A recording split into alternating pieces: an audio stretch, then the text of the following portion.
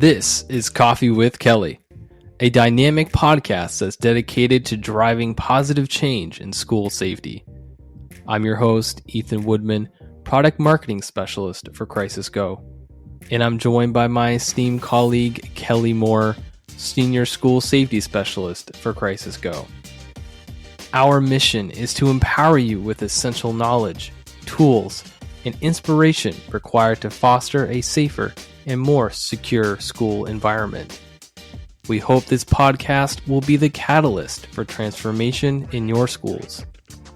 Join us as we continue to dive into the world of school safety. Alrighty, good morning, Kelly, and good morning again, Jason Stoddard. This is Jason's fourth time on our podcast. We can officially call him a regular. He's a regular. Well, and I appreciate you guys continuing to invite me back. Doesn't cost us anything. Yeah. No, You haven't done anything to warrant us to kick you out yet. I think I'm one of the free people that are still out there. Yeah. He's going to start charging us next. Yeah. So far. So, Jason, give us a quick little introduction for those of you who haven't seen your previous ones. Thanks, Kelly. My name is Jason Stoddard. I am the Director of School Safety and Security for the Charles County Public Schools. We're about 20 minutes south of Washington, D.C. We have 44 schools now and about 28,000 students, 4,500 employees. Spent a little over 20 years with the local police department before becoming the Director of School Safety and Security. And I'm also the inaugural chairperson of the National Council of School Safety Directors. Awesome. He's got that down pat. He does. He says it 3 times a week. Yeah.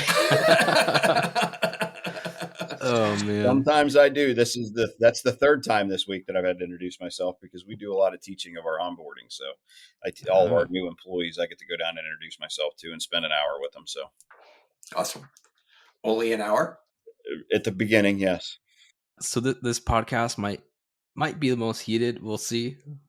I'm going to guess it probably might be, but I think I'll let Jason kind of start it off because I think he's going to build Jason's done some research.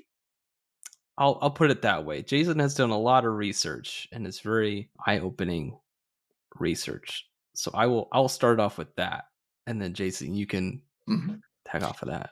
All right. Well, again, you didn't want to say it, did you? No. You didn't want to say tag team.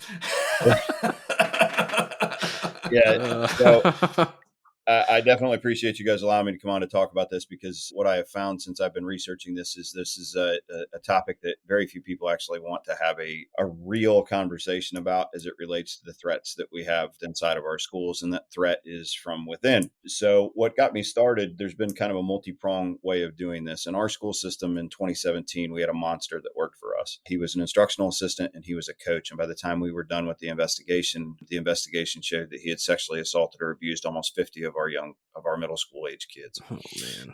Most of those sex assaults were done inside of our schools. Most of them were videotaped and he was HIV positive. So that was an eye-opening experience. And one of the reasons that my position now exists because there was nobody inside the school system to liaise with law enforcement and to work through that. So our school system and our community has suffered greatly because of that. I wish I could say that was the last. That was 2017. So part of our office, which I know when one of the first times that I came on this conversation, your podcast, we had a conversation about what school safety directors should be doing and the different roles that they should play. And my role is a little bit different in the fact I not only oversee emergency management and physical security of the schools, but I also have 2 investigators that work for me that are both retired police officers. And we do all of our staff misconduct investigations as well. We are good at what we do. And as a result, since 2017, we've arrested 12 additional former Charles County Public School employees for inappropriate relationships with our students. Now, while I can say that as far as I can tell right now, that's the most in the country, I know for a fact it is not the most in the country since 2017, but we're willing to talk about it. Most school districts across the United States, unfortunately, are not willing to talk about this subject because it hurts people's feelings. It's emotional. And quite frankly, it is one of probably the largest statistical category of victims inside of our public schools that's been studied. So we do a lot of different things inside of our school something that makes us unique because of our history, because you have to learn from what we're seeing and from what we've experienced. So that got me over the years thinking about victimhood, child sex assault, child sex, inappropriate sexual relationships between staff and student bodies, things like that. I came upon a separate podcast from a major national podcaster, and he quoted a article from the Department of Education that he said was dated back to 2014. That got me thinking, well, let me see this article. So I went and tried to find it, and sure enough, I did find it. That article was written in 2014, and basically what it said was 1 in 10 public school children will be the victim of what they called adult sexual misconduct annual, and that was in 2014. So when you sit back and you look, today there are 50 million students in public school education, and my math not being real good as a retired cop, what I can really figure out is that's about 5 million kids a year that are victimized by our staff of what they classified as adult sexual misconduct, which could be everything from sexual assault all the way to solicitation, to grooming, to actual sexual assault, to sexual harassment. Wow. So putting all that together, that started me down the path of, okay, let's see if this is true. Could this really be true that 5 million kids annually are victims of some type of sexual impropriety by K-12 staff members? And is that possible? So in mid-March, I started looking for a way to create a database, looking for arrests of educators across the United States. So utilizing Google, you can do some public record searching and set up where it sends you an email every day, every time there's some type of highlighted thing that you want to track or whatever else, and it will send you an email. So on March 20th, I officially started this database, not really knowing what the conclusion was going to be, but just wondering, could this really be true? Now, this is today, as we do this is January 2nd. So we are in week 15 of me paying attention to this. And this is so scientifically, people will argue about the scientific method and things like that, and how long has it been studied. But a little over 3 months is where we sit today. And since I started doing this on March 20th, I have documented 618 public school educators that have been arrested for some type of conduct in 15 weeks. Now, wow, that is a lot as far as I can tell, because my only reference point, and again, non-scientific reference point, but my only reference point would be if 615 police officers were arrested across the United States for anything, the world would be upside down and the media would be burning at the stake about what's going on. Yep. However, when I see 618 public school or educational employees, because I have public and private, I see very little. And while it's only been 3 months, there are some conclusions that I can make from that. Emotionally, it feels as though 618 arrests of public school employees, and I don't believe I'm getting them all. I believe what I am seeing, what I'm able to find, because of some of the trends that you see when you're doing this research, because of some of the things that I'm seeing and the trends that I'm doing this research, I really believe I'm 10 to 20% lower than what it actually is. And I can give you a great example of that is the fact that we had our last arrest was of a building service worker. And the only reason it's on my data is because I put it there, because it never appeared in the emails that I was getting back, because likely of the search terms, it didn't say educator, it didn't say teacher, it said custodian. So, think of the amount of the plethora of different things that it would have to go through. And when on a normal school day, what I found is it literally takes me up to an hour to go through each email that I get to enter the information into the database. Prior to the traditional end of school in June, I was adding roughly 47 educators a week to that. It's down to 42 now, 41 now. Almost 75% of those, and this is the part that I think is making me more comfortable saying that the Department of Education statistics from 2014 are still accurate today. 75% of those are some sort of sex-related crime, from sextortion to grooming to sex assault to bestiality to solicitation to grooming, sex-based crimes of all sorts. About 75% of those 618 that I've documented thus far are sex-based crimes against kids. That's terrible. It is, but it's shocking. But frankly, to me, having been in law enforcement for 34 years, not too surprising, right?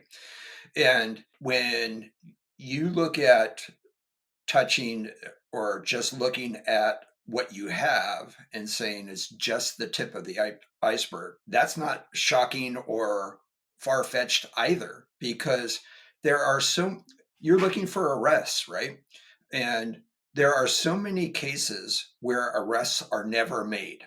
And I don't know what the percentages are, but there are so many times when we look at, from a law enforcement perspective, there's probable cause to arrest. But then you take that to the district attorney or the county prosecutors or state prosecutors, however it works out in your area. You take that and you want to get an arrest warrant, and they look and say, we can't prosecute this case. So there's no arrest made. I was at the district for 2 years, a little over 2 years. Or actually it was right at 2 years. And there were two separate incidences. But I remember, because my kids went to that school district, I remember over the years having 5 or 6 from my relatively small district in California where teachers were accused and terminated, but not necessarily arrested, because it would have been my jurisdiction that made those arrests, and they weren't. So this is much bigger than a lot of people realize. And when we start talking about the potential there, we talk about the psychological and emotional impact on that. We tell our kids, we tell our teachers to create a positive relationship with the student to get them through their academic career. You need to have a trusted relationship, a trusted adult that you can go to. And oftentimes it's the trusted adult that can't be trusted. So yes, and just to throw some other statistics that I've been able to find that are out there, just in the general population, 1 in 4 girls and 1 in 13 boys, and those are CDC numbers, will be the victim of sexual assault by the time they're 18. And just about every study that comes out on child sex assault comes out to say that 90 to 92% of the cases are done by somebody who's in a trusted position over that child, whether that's a teacher or a parent or an uncle or a deacon or a little league coach or something along those lines. It's somebody that's made it into their trusted environment. So they're not stranger attacks. Those are very, very rare as it relates to child sex assault. And, ultimately, I think what I'm trying to discuss and to try and more nationalize and normalize this conversation is the fact that when we look at, just ran some quick numbers, and in the state of Maryland, since I started tracking, there's been 9 educators that have been arrested. And each one of those cases now keep in mind, we're only talking 3 months and they're not connected to each other. So in other words, when the news reports them, it's not, this is the 8th one that we've had in 3 months. It's just another case. Texas had 67. It has 67 entries on my database. Florida has 68 in 3 months. Arguably, those two states probably account for up to 20% of the public school population in the United States, or somewhere in that general vicinity. But then when you look at like New York has 27, Massachusetts has 11. Every state is represented in the database that I have, but they're not connecting them. Here in the DMV, we just had a Prince George's County, which is just north of us in the DMV, that was arrested, and there's a jurisdiction, Prince William County in Virginia, that's had 4 that's been arrested since, as I've been on tracking this. But they're not connecting them. So when we're not connecting them in the public with the news media, it blows through. We also find that, as I've been looking at this is obviously not just an American issue, because I get a bunch of other ones as well. But the ones that gain and garner national attention and stay in the national spotlight are female abusers. And it's usually what most people would argue are the more attractive female abusers. And they'll stay in the national news media coverage for quite some time. But overall, when you look at what I've been able to see in the last 3 months, the amount of victims that usually a female educator that what I've seen in the last 3 months that is charged or convicted with of this is usually one student, one, maybe two students that they've abused. When we're talking about men, there are 20 to 50 kids that are all attached. There's some of these monsters that have been operating with inside of our school districts for decades on end, and they're not even getting close to the national news media coverage. But the amount of children's souls that are being stolen by educators is just absolutely terrifying. And when I've had this conversation I've had this conversation both locally and nationally and regionally with superintendents, with assistant superintendents, with union leaders. I asked one union leader, if you had to guess how many teachers are arrested nationally every week for anything, but specifically sex abuse of minors, how many would you say? He said 1,000. And as I looked at him, the question became to me was, we just accept this. And in every case that we talked about, school attorneys and everything else, what I get is, well, the fox is going to go where the chickens are. That is disturbing to me to no end. That's the response that we get. Well, it's a target-rich environment, so we just accept it. And you want to talk about fireworks from me, that just can't be the way that we see it in American society. And if you've been paying attention, especially specifically to the FBI over the last couple of weeks, the FBI continues to push out data and statistics about the amount of child porn cases and child trafficking issues. And we're seeing that in our educators as well. 83 of my cases that I've documented so far, and that's not actually an accurate number because more of them are charged with child porn than others. But 83 of my cases are child porn cases alone for the most part. So, and that's just in 3 months. Let's talk about the perpetuation of this, right? Because most abusers were abused. From my experience, when I was back in the day, when I was a juvenile detective and a sexual assault detective, it was trying to break that cycle. So if we're to buy into that concept that most abusers had been abused, then where do we break that cycle at? How do we identify that potential, those potentials beforehand? How do we work through that to start breaking that abusive cycle? So I'll give you one of the things that we don't want to ever just go onto a media platform and just complain, right? We want to offer some solutions to where we're at. And there isn't one specific solution, but as I go through these things and I compare some of the things that I'm reading in the coverage, because I do try and read almost all the articles, as many articles as I absolutely can, and then compare to the things that we're doing here because of our history, the things that we've put into place that we think are working. I can break it down into a couple different things that I think work. And you talked about one, which is that positive school culture and climate. We go back to those 4 principles that we always talk about. And one of the reasons that I believe that this is inside of in our space, the reason that this isn't talked about enough is there's no whiz bang widget that we can sell that will fix this. Mm. So getting people to talk about it, and again, it hurts people's feelings and it's emotional, and people don't want to. You trigger warnings and everything else that we have to talk about. I've done a presentation on this, and I know I've had victims sitting in the class as adults, and that is a lot for people to live through. And I apologize for that up front always, but it's something that most people don't want to just don't want to talk about. So step positive cultures and climates, teaching your kids what's appropriate from teachers and not appropriate from teachers is a really big thing. Being willing to have those conversations, making sure that your staff knows what the boundaries are, and being proactive. Like I said, before we got started, or maybe since we've been started, I get an hour with all of our people when they onboard. And one of my slides says the rest of this presentation is very heavy, but it's designed to make it be that way. And it's designed to be really in your face because we want you to know how not to get indicted as a public school employee. And it's also a warning that we're watching. And here's what we're doing. And the next one, again, back to those 4 principles, being able to enforce your code of conduct against your staff. And far too often there becomes excuses. And I read it all the time. There was warning signs before the person was allowed to resign. There was, I see it all the time. And I think something like what I'm doing is quite frankly, as rudimentary as something that I'm doing, deserves more powerful people looking at convictions. We just had one in the state of Maryland that was charged with something like 20 counts of sexual assault against elementary school kids, and he was acquitted on all charges. But they think about that they put little kids on the stand in order to try and get a conviction, and they still didn't get a conviction. So they traumatized those families again.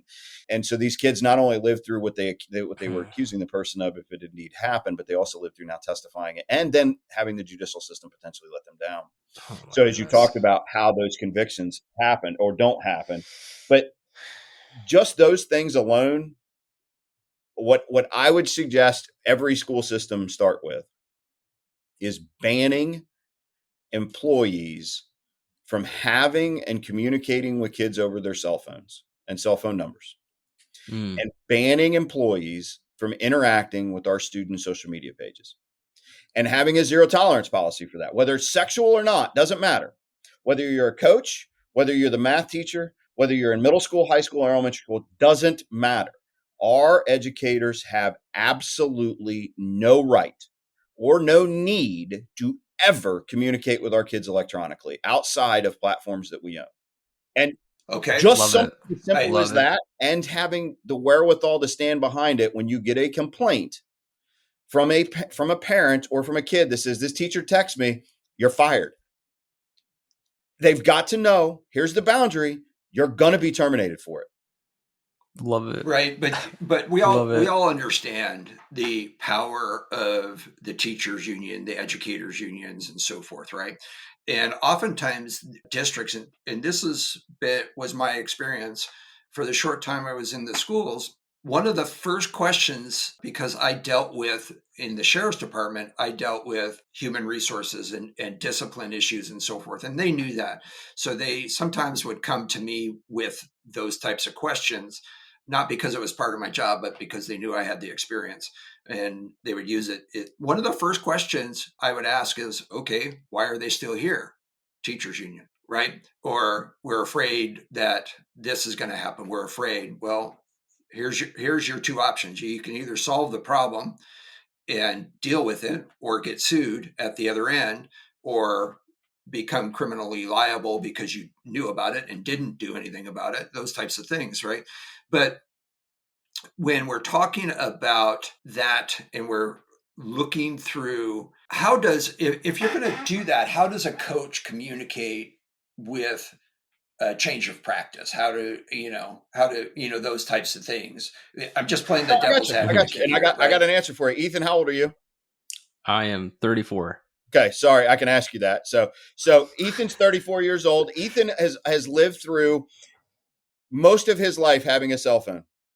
But I can almost guarantee that when you were in high school, you probably either were just getting a cell phone or maybe didn't have one quite yet, right? Yeah, it's just probably you play any sport? About there. Yeah, I played soccer mostly. Yeah, did your coach communicate with you on a cell phone? And guess what? You knew every time there was a practice that was changed or a practice that was canceled. Yep. So, and me and you, Kelly, we're both vintage enough to remember the time in which our coach actually had to talk to us or talk to our parents and not through the phone. So it can be done. We just don't want to do it. And it's not perfect. And I'm working on fixing it. And I think I'm fixing it, going to be able to fix it this year. We said you must use our learning management system to communicate with your team, because in our learning management system, if you're a teacher, we could set you up and you could see your team, and we own the learning management system, so you can't delete the phone numbers, right? We also allowed our coaches to have one-way communication on things like X, Twitter, whatever else, but they weren't allowed to DM. And we had to own, as the school system, we had to own the platform. So in other words, we had to have the passwords, the logins, and everything else. Now, that's not foolproof by any means, but it was a way that we could check. The other way that we did that was this year, we're going to allow, I think we're really going to push our coaches to go to Canvas and to be able to communicate with families that way, or they could use an outside app. There's an app called like Band and a couple other ones where the families all have to be a portion of it. So there was no one-on-one direct communication between the student and the staff via social media. So to answer that question, easy enough. It's all out there. That technology already exists. You just need that accountability. Correct. But you also need the ability to be able to stand in front of those unions and say, here it is in black and white, they violated it, they're fired. Yep. Mm-hmm. Yeah.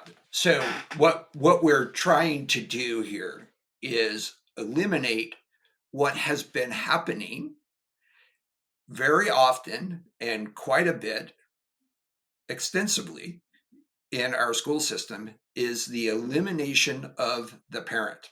And we're doing this under the guise of, we're trying to teach them to be responsible for their stuff. But we've eliminated the parents in a lot of these communications. So if you're going to communicate with a child, the parent has to know about it. Absolutely. Right. So now we're looking at accountability. We're looking at the ability to retrieve communication should something become an issue. And I will tell you, I had one case that was, in my opinion, was completely mishandled by the district and their attorneys. And a lot of it was, we're going to roll the dice with everything else because we don't want that to get out that this was happening. And I will tell you, it only takes one family to say, you guys knew about this? So, and to add on to what you're saying, as I've been doing this in 3 months, I've got 10 separate cases to where they've never identified the employee publicly, where there's no press release from the papers or from the school identifying the actual employee for the charge. Oh, it's a personnel issue. We can't say. What? What? If they were arrested, the arrest is public information. We're saying the exact same thing.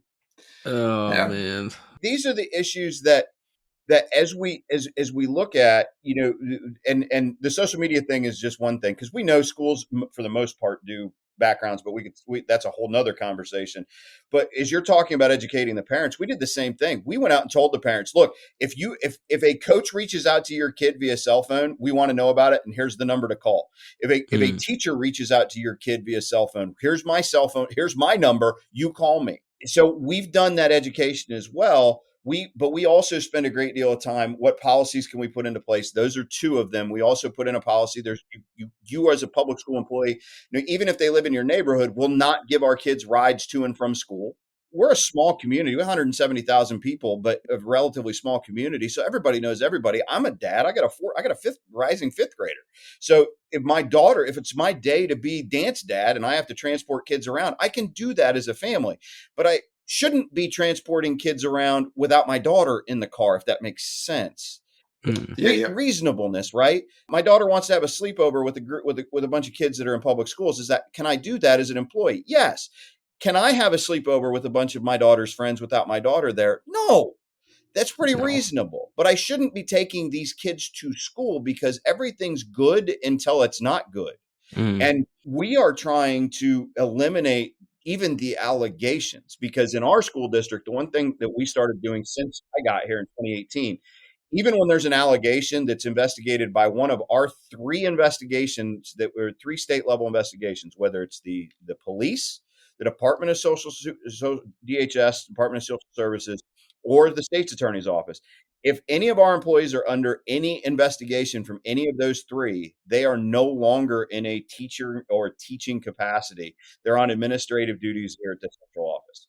So we immediately pulled them. And sometimes they're here for 2 weeks. Sometimes they're here for 6 months. They're no longer touching anywhere near our students because that's the way it has to be. In some of these cases that I'm reading, there was indications of, this person was actually, a couple of them, was actually counseled for having an inappropriate relationship at a past school and then allowed to continue to teach. So there's state law issues too when it comes to Texas just passed a law that requires, they call it the pass the trash. It's a great name, but there's reporting requirements. But then when you sit back and you think from our angle of, well, if you make something reportive, that means there has to be an appeal process if you're going to take a certificate. So did we really want to go down that route when the level of proof now with an appeal process and everything else, when it was just a hunch, I could probably fire this individual and then just say when they call that they shouldn't teach for you. There's lots of different things that go into this, but it would just simply seem, common sense would say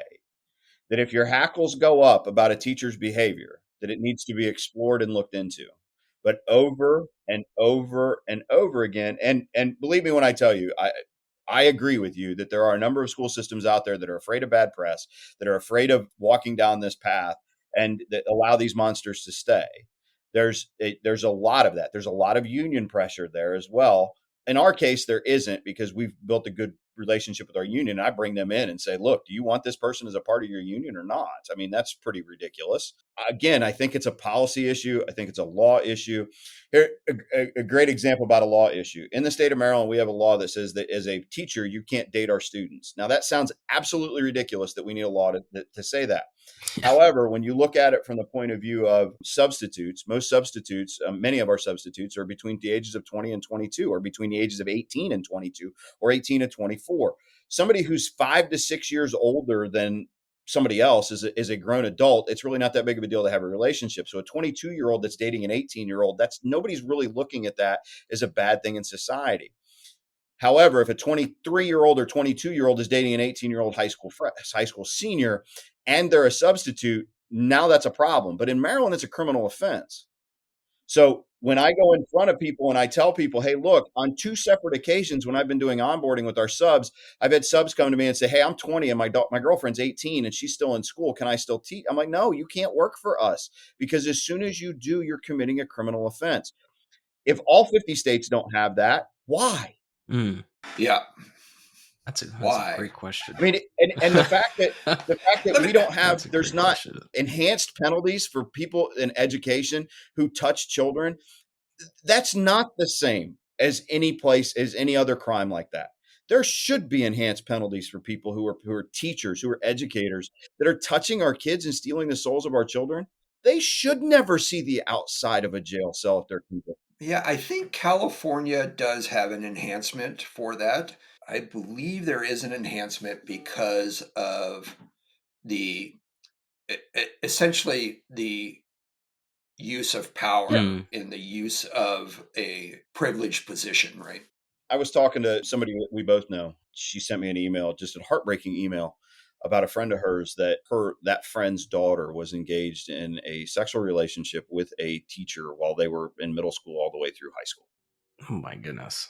And just absolutely devastated this young lady's life.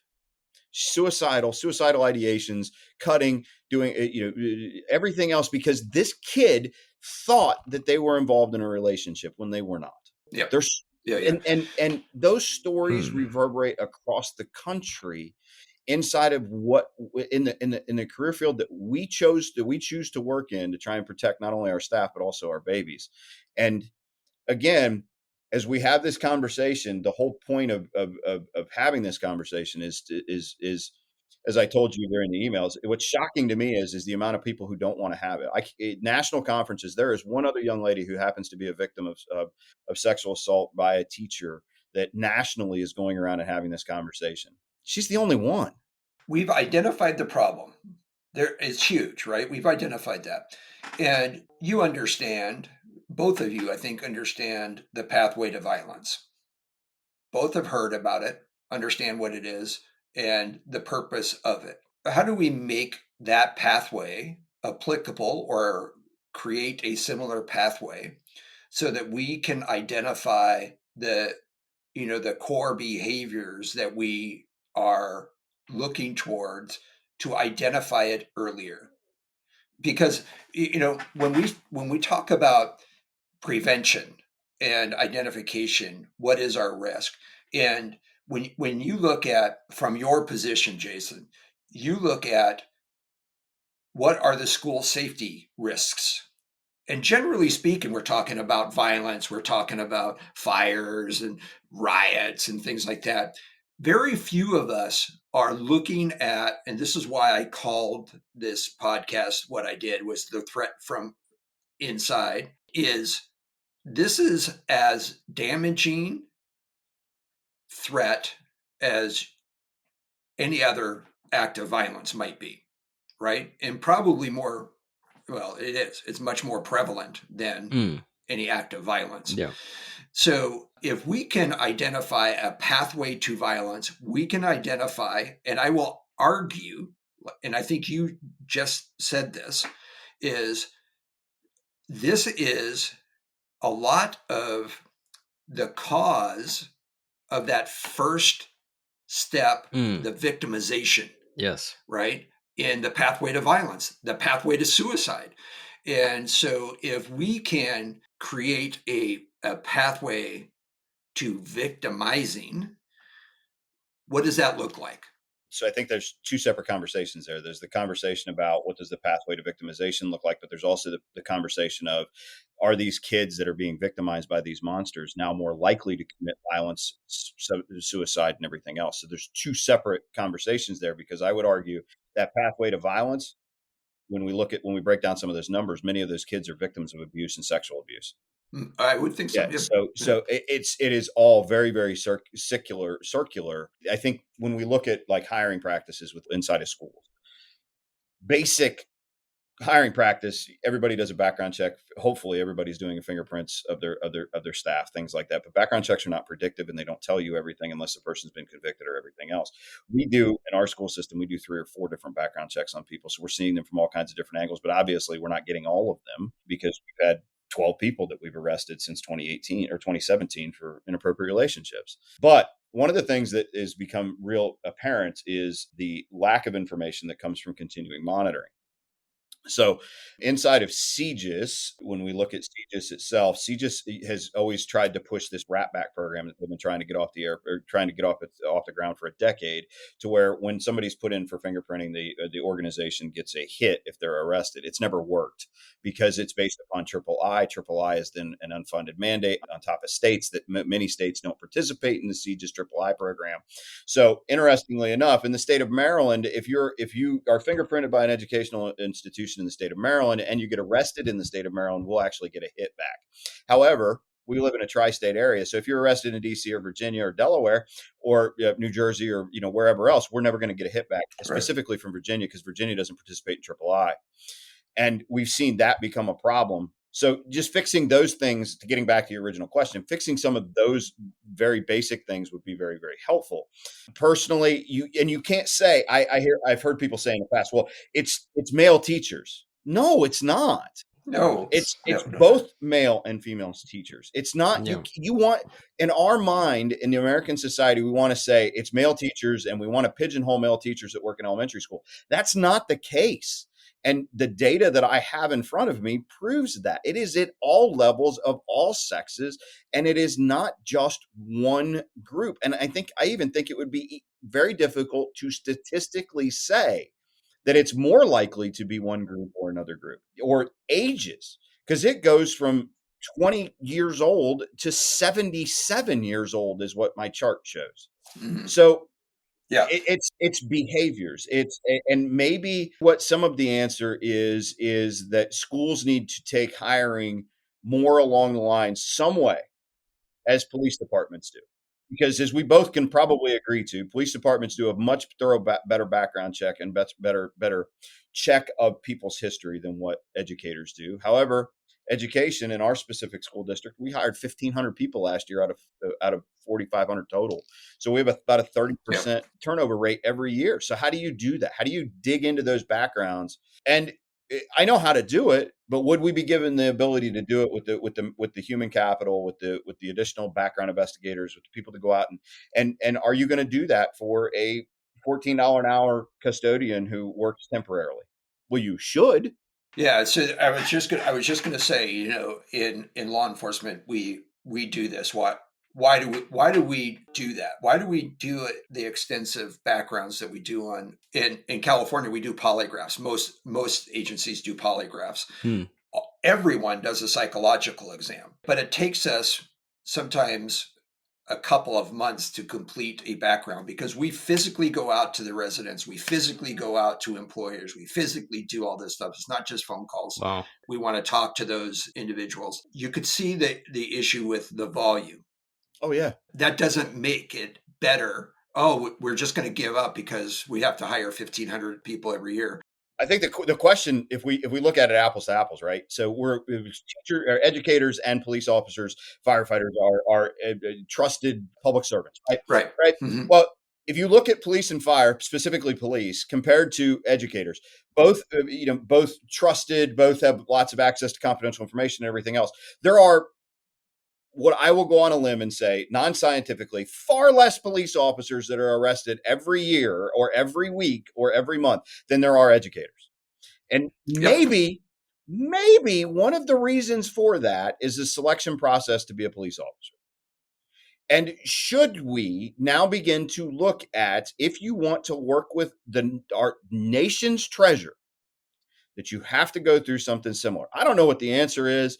I tend to believe emotionally, not scientifically, but emotionally, while the police department doesn't always get it right, we read those horror stories of I won't even call them bad apples, of bad people who became police officers. We still read those.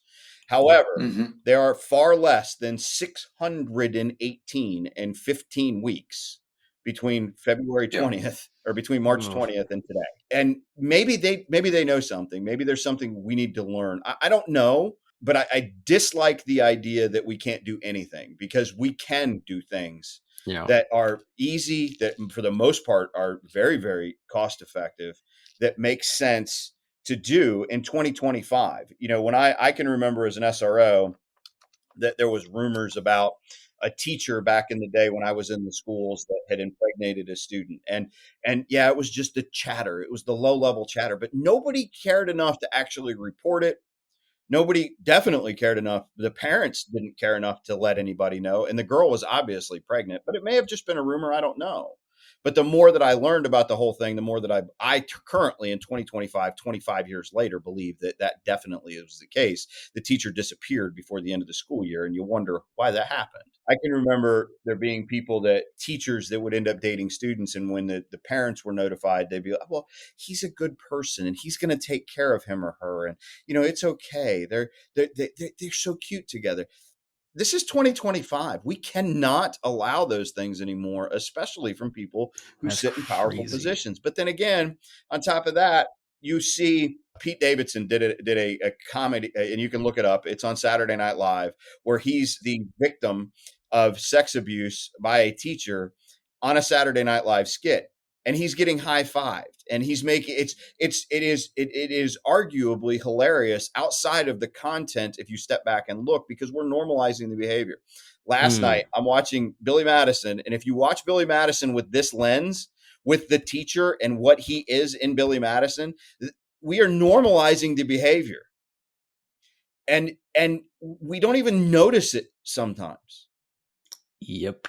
It's, you look at the on social media, especially of the more attractive. There was one right when I first started this that was arrested, and her husband was in the car with her, and she was arguably very attractive and everything else. And you look at the comments of some of the adults that are on there that are like, well, why did the boy tell? What's wrong with him? And we're normalizing the behavior and not looking at the damage that it is causing these kids. And it's lifelong damage, because as you indicated earlier, you are far more likely, if you're the victim of sexual assault as a child, to become a perpetrator of sexual assault as an adult. Doesn't mean that you're going to, but you're far more likely to. Yeah. And I think we see the alarming from the world of Kelly, an alarming trend where we're normalizing a lot of issues that we should not be normalizing in curriculum. Don't get me started. In practice. And right. But we're seeing it all over. And anecdotally, I'm not keeping track like you are, but we're seeing these discussions at the school board level with parents coming in and complaining to the school board because they've already complained to their schools, and all of the schools, all they're doing is saying, it's the policy of the district. This is what we do.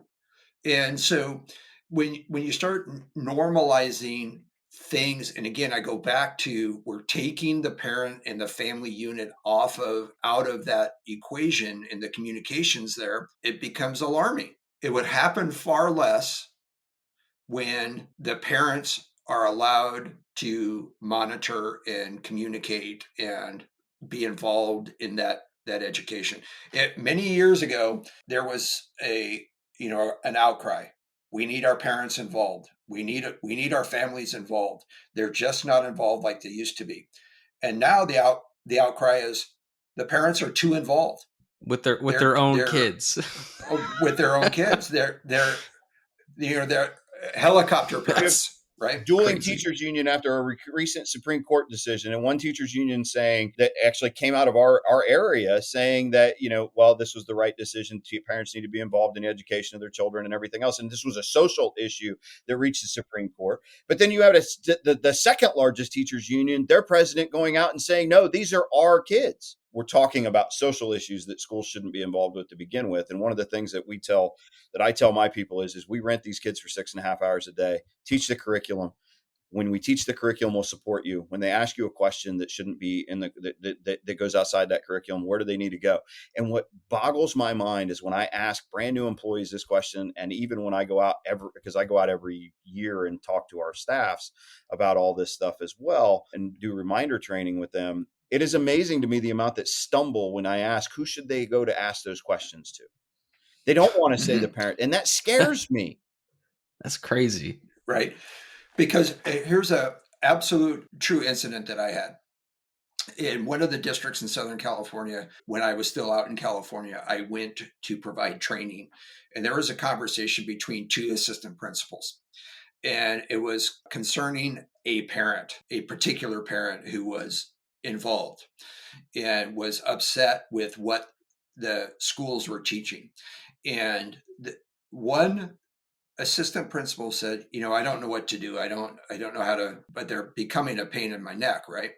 The other one said, I deal with that all of the time. And this is how I deal with it. Your job is to raise your child.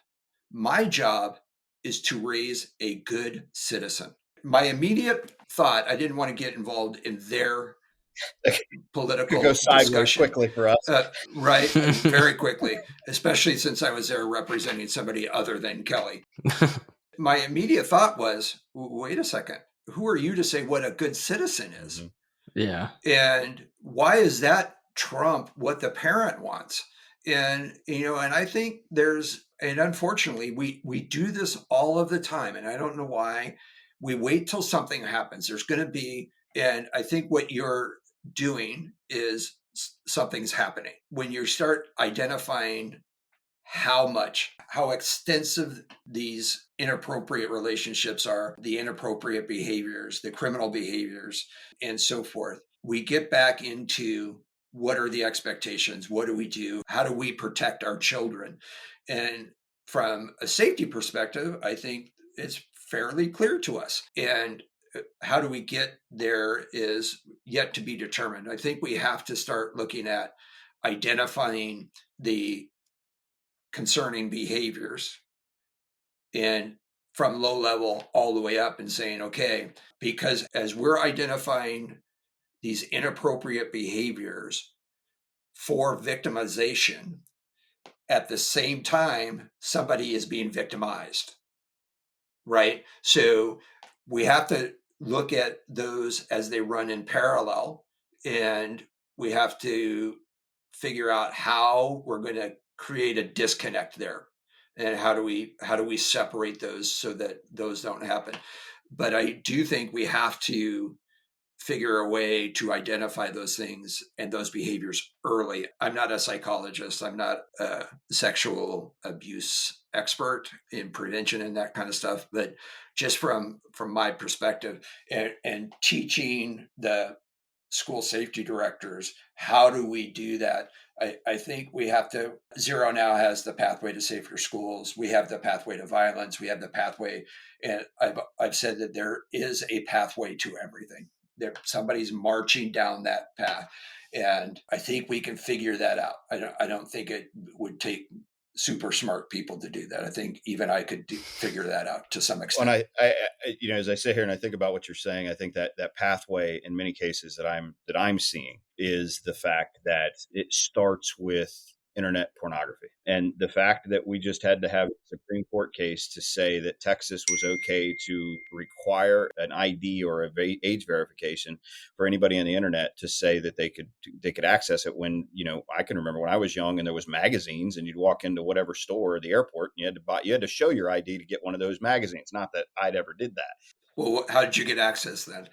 But one of the things that I am seeing in a very disturbing trend is the fact that in many cases, these child pornography cases, that are being investigated are months and years old. People's names are showing up on databases, and then the press releases are coming out within the last 3 months of people being arrested back in 2021 that were identified in another case. Or, we work hand in hand with our local detectives on NCMEC hits for the National Missing and Exploited Children Foundation, and those things are taking far too long. And what I honestly believe in some of the things that I'm looking at is I highly doubt that if we were to interview many of these monsters that are touching our kids, male or female, that it started simply with touching of one of our children, that there was dabbling, if not closer to addictions of pornography in one form or fashion. And I'm not getting into the morality of it or whatever else. And to think that it starts and stops with that and doesn't end with the exploitation or the touching of a child is ridiculous.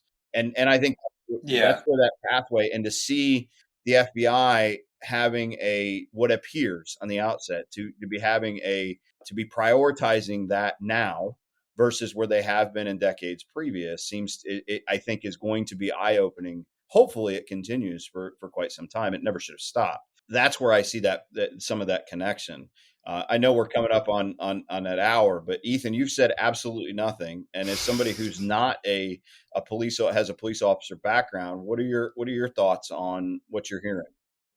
Well, it's funny just because of, algorithms, I get videos like this all the time on like reels and all that. It's about people going to board meetings and all that. And one of the things was actually interesting. One of the things I saw, it had nothing to do with this, but I think it's a correlating thing, is that the amount of people that are homeschooling their kids is exponentially going up, like a lot.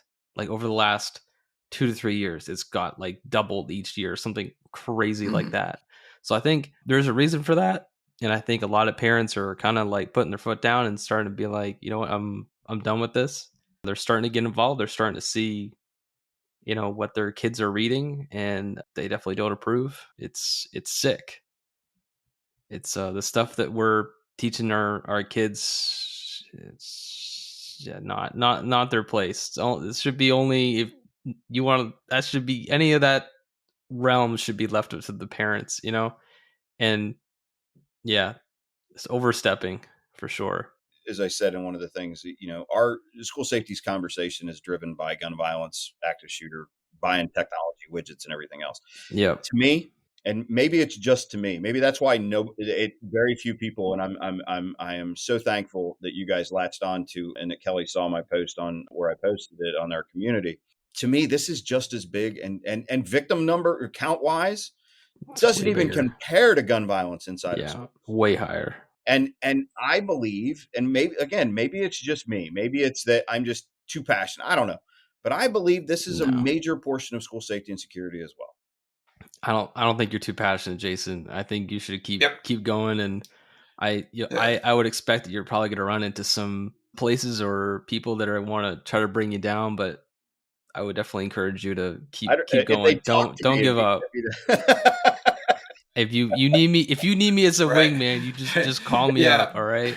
I'm there. It'd be very difficult to say that the data that I have is inaccurate because I have all the links, because I was smart enough to, I'm just a dumb cop, but I was at least smart enough to put all the links that you can click on to get to it. So, but again, I think that hopefully this conversation will lead to some additional conversations and if anybody, whether it's Crisis Go or anybody else is willing to talk about this even more, because again, this is a huge, huge piece of school safety that's not being discussed. And I'm sure there are a number of other ones. I'm sure that there are a number of other things that we need to be discussing, but so far I can't find anything that's got the number of victims that we're dealing with when it comes to this and that nobody's talking about. Yeah. The sheer numbers and the magnitude is astonishing, right? And when you start looking at long-term effects of, if you're looking at the numbers, 10% of our children are being sexually assaulted, abused, what have you, in our schools, 10%. That means 10% are being traumatized. Yeah. And let's just make the connection, right? Because how much are we discussing trauma-informed handling of our children, right? That's my point. And if we're causing it, if we stopped doing it, if we're causing the trauma and we stopped creating the trauma, imagine what we could do with that trauma-informed practice, right? It's absolutely crazy. And I will extrapolate that further. I think that not only are we talking about sexual assaults and inappropriate relations, grooming, and so forth, we also have to talk in that same thing about bullying and other things that are being done by our teachers.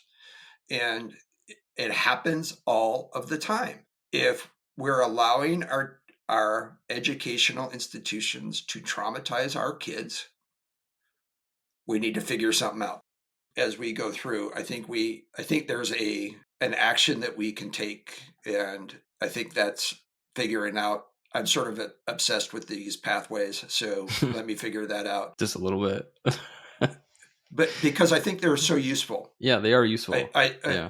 Here's what I'll offer. I listened to your podcast about your last, well, not the last one. I'm about halfway through your weather one, but the one before that. I'll offer 3 things to you. Number 1, I hate the word bullying because nobody knows what it is. So let's call it what it is.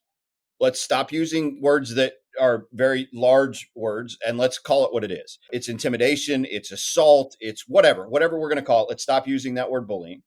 Let's also stop using the word the words human trafficking, because nobody knows what it is. You can't. When we talk about human trafficking, I give a story of a horrible case that I had here, and people will not say the word pimp anymore because we've watered language down so badly that people won't talk about prostitution. They want to use things like sex work. No, it's what it is. So I think when we have these conversations, and I think you're 100% right, there are steps to everything, whether we call them pathways, foundations, frameworks, however we're going to do it. There are steps to everything. But when we have watered down the language so much that we won't talk about what it actually is, there's a problem. So as we divulge into these conversations, which we need to have, let's call it what it is. Let's not beat around the bush and try and be politically correct and to keep people from their emotions. Let's call it what it is. If we have kids that are being prostituted, if we have teachers that are intimidating kids, that are assaulting kids, that are harassing kids, then we need to call it what it is. It's not bullying, because bullying, we both know that in our positions, as we investigated bullying, 85 to 95% of the alleged bullying cases inside of schools aren't bullying. They are something else. They may be teasing, they may be mutual combat, but they're not bullying because parents have overused that word so badly, now nobody believes it. So let's just call it what it is and say what it is. When we talk about trauma-informed schools, well, if we're enlisting, if we're the ones if we have people that are involved in that trauma, then we need to make sure that we're doing everything that we can do to actually be doing it. But one of the problems that I see with the quote unquote trauma-informed approaches is it becomes excuses.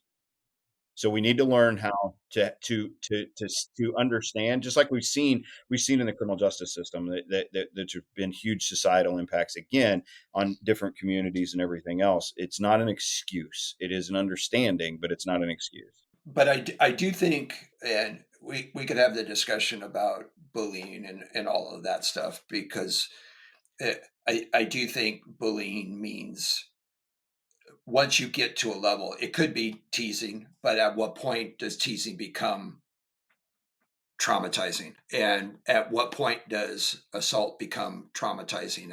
So I do think there is some validity in saying, what is it? But the third one that I was going to mention is mental health. I hear that all the time. Oh, that's a mental health condition. What does that mean? Yeah. So, when we talk about, one of the things that I think needs even further discussion, how many of these kids that have been doing these, you talk about the cyclical piece of this question that's never been answered. How many of these kids that have committed these acts of violence, mass violence inside of schools, have been the victim of sexual assault or been sexual abuse? Another one that's never, ever been answered and likely never will be is how many kids that have committed these horrific acts of mass violence inside of our K-12 space or any other space, as a matter of fact, are on SSRIs. Those are things that we just run away from because we may not want to see the results of, from a number of different political pieces.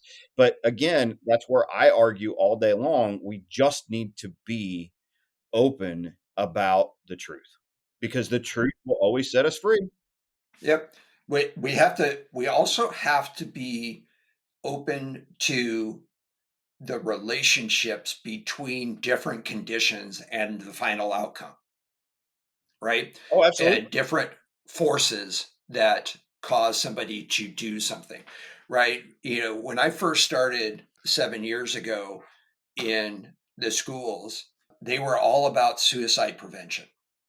We're going to do the suicidal matrix. We're going to ask these questions and we're going to find out. It was a big thing. And I says, you understand that people who are suicidal can become homicidal very quickly. That is a very short bridge to walk across. And they go, what?